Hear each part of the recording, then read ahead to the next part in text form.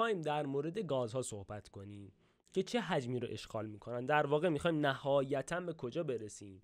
به رابطه بین حجم گاز با مول گاز. مول یعنی تعداد، یادآوری کنم مول از جنس تعداده. یعنی مثلا من میخوام بدونم، مثال دارم میزنم، 10 تا دونه مولکوله گاز چه حجمی رو اشغال میکنه. خوب دقت کنید بچه‌ها، برخلاف اون چیزی که احتمالاً تصور میکنید، اصلاً این که چه حجمی رو یه تعداد 10 تا دونه در واقع مولکول مثلا CO2 چه حجمی رو اشغال میکنه اصلا ربطی به CO2 بودن اون گازه نداره. یعنی چه CO2 باشه، چه میدونم متان باشه، چه اتان باشه، هر گازی که باشه فرقی نمیکنه که نوع گازه تعیین کننده این نیست که مثلا اون گازه مولکول های توپلتری داره حجم بیشتری رو اشغال کنه، اون گازه مولکول های کوچکتری داره حجم کمتری رو اشغال کنه. اصلا این شکلی نیست. چرا این شکلی نیست؟ شما سالها خوندین گازها، مولکول های گاز فاصله های خیلی زیادی از هم دارن و اون چیزی که تعیین کننده ی حجم یک گازه اندازه خود مولکول ها نیست. انقدر فاصله زیاده، خود اون اتم اون مولکوله اگه بزرگتر بشه حجم کلی رو بزرگ نمیکنه، یه ذره است. اون چیزی که تعیین میکنه حجم یک گاز چقدر هست و مثلا 10 تا از یک گاز داریم چه حجمی رو اشغال میکنه، اون فاصله بین مولکول ها هستش. فاصله بین مولکول ها تعیین کننده است. حالا فاصله بین مولکول ها تابع چیه؟ تابع دما و فشاره. دما و فشار هست که تعیین میکنه که یک گاز چه حجمی رو اشغال میکنه.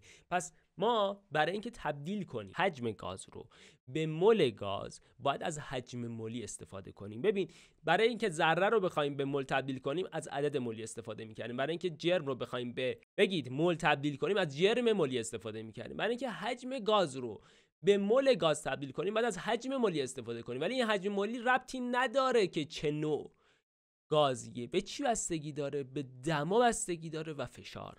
دو تا شرایط مهم توی استوکیومتری داریم. شرایط استاندارد دما و فشار یا STP یا توی پرانتز شرایط متعارفی هم میگن بهش. این یعنی چی؟ یعنی دما 0 درجه سانتیگراد، فشار 1 اتمسفره. این شرایط استاندارد دما و فشاره که توی این دما و فشار شرایط STP میگن بهش. تو این دما و فشار، دمای 0 درجه، فشار 1 اتمسفر، حجم مولی گازها 22.4 لیتر بر مول یا 22400 میلی لیتر بر مول. اوکی، پس چی شد؟ این که یک گاز چه حجمی رو اشغال میکنه نسبت به تعدادش، نسبت به مولش، بستگی به دما و فشار داره. حالا دما و فشار اگر 0 درجه دما 0 درجه باشه، فشار 1 اتمسفر باشه، توی این شرایط برای هر نوع گازی حجم مولی یعنی لیتر بر مولش برابر با 22.4 یا میلی لیتر بر مولش 22400. اوکی، بستگی به دما و فشار داره. آیا ممکنه دماها تغییر کنه تو مسائل؟ بله ممکنه دماها فرق کنه که شرایط استیپی نباشه. اون موقع سوال خودش بهتون میگه تو این شرایط حجم مولی گازها فلانه، دیگه 22.4 نیست، یه چیز دیگه است. خلاصه اینکه حجم مولی ربطی به خود به نوع گاز ندارد، به دما و فشار بستگی داره. توی شرایط استیپی دما 0 درجه است، فشار 1 اتمسفره، تو این شرایط 22.4. یه شرایط دیگه هم داریم که خیلی وقتا اشتباه میشه، بچهای 11 اشتباه میگیرن. چون تو 11 بچه‌ها میخونن شرایط استاندارد ترمودینامیکی رو نباید با شرایط استاندارد دما و فشار یا همون شرایط STP اشتباه بگیریم.